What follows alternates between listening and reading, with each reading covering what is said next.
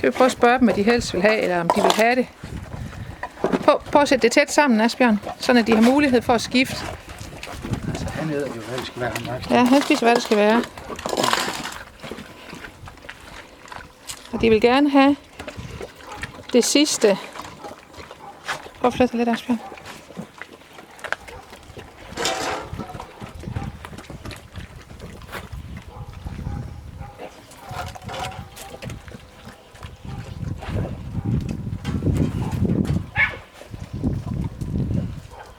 Det ufordøjede, der lå forrest, det vil sige, det er den brune, hun stod ved, altså det der længst væk fra kameraet nu, det er jo det, der lå først i mavesækken.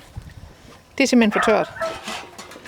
Det, der var nede i den kæmpe store tarm, den meget brede tarm, det er det, de står og hygger sig med.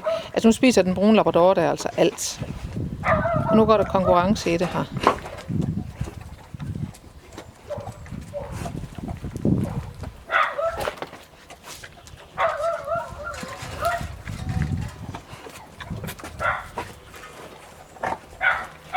Men det man kan se, det er jo, at i hvert fald allerførst går efter alt, hvad der har med kød. De vil gerne spise det der tarm.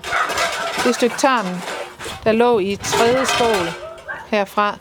Det var noget tarm, der var lige efter mavesækken. Og det var der, hvor der var meget, meget flydende indhold i. Det var så faktisk løbet ud her, da vi skærer det i stykker. Ligesom hvis ulven vil begynde at rykke i det, så løber det ud.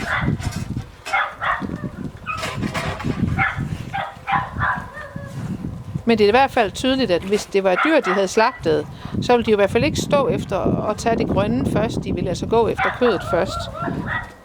Det vil sige, at hvis de var sultne, så ville de sikkert også spise resten her.